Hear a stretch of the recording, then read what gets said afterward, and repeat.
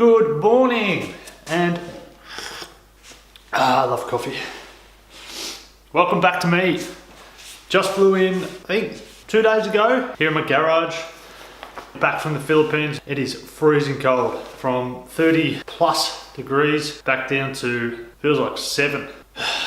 Today, I'm going to be talking about deloads and what they are. So for anyone following my programs, you've probably been going for about 4 weeks, depending on your fatigue level, which you may be able to push it out for 5, but that depends on the individual. And that's where you most likely are going to hit a plateau. So once you hit that plateau, what do? This is where we introduce deloads. What are they, how to use them, and what they may and may not do for you. So I spent yesterday filming with Eric, who's going to help me make my introduction video to my YouTube channel. So that'll be exciting when that's made up. But for now, I don't really have an intro. We'll just get into it. So I'm here in my garage. It is a mess, sorting things out in here so I can construct it into a posing room. And my whiteboard will eventually move over there. Let's get straight into this. What is a deload? Deload is a reduction in volume and intensity. So for someone that wanted to progress in their strength, their volume, or their intensity, they're gonna hit a plateau eventually. So once they hit that plateau, your body's not going to push through. Even though you want to train harder, it's not going to be able to go any further. So with a deload, you're going to lower the intensity and the volume, giving your body enough time so that it can recover enough of its muscle cells before you start to damage any of your connective tissue or your joints. That's where you're at risk when you're hitting those plateaus. You don't want to overtrain.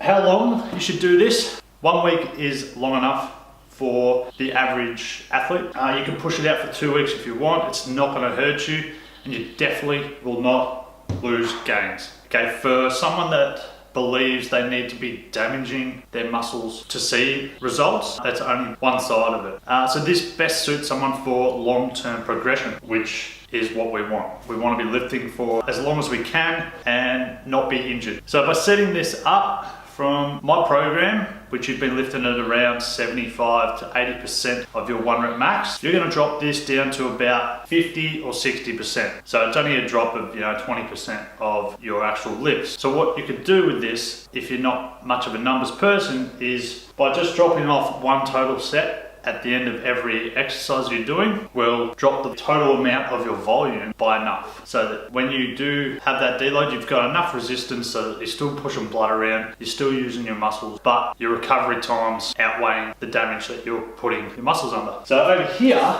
is a little graph that I've made. So for week 1, where we damage our muscle cells, it's going to recover a little bit. Then week 2, we're going to damage it a bit more. And if we're increasing weights from week to week, we're not going to be able to push more reps. What's going to happen is our fatigue is going to cause us to drop our strength, but without that progression, you're not going to be able to damage the amount of muscle fibers that you want. Hence why we need the recovery to make those damaged fibers a lot bigger.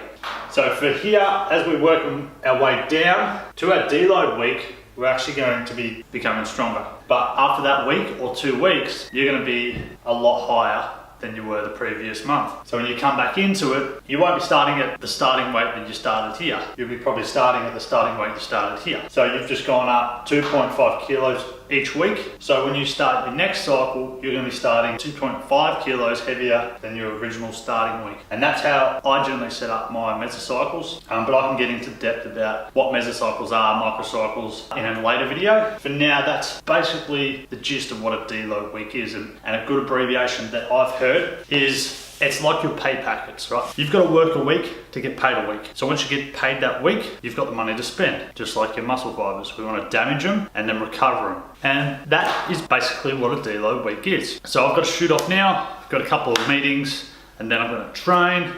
And we've actually got our next mesocycles video coming up next week. So I hope you guys are enjoying this, and I hope you can keep up.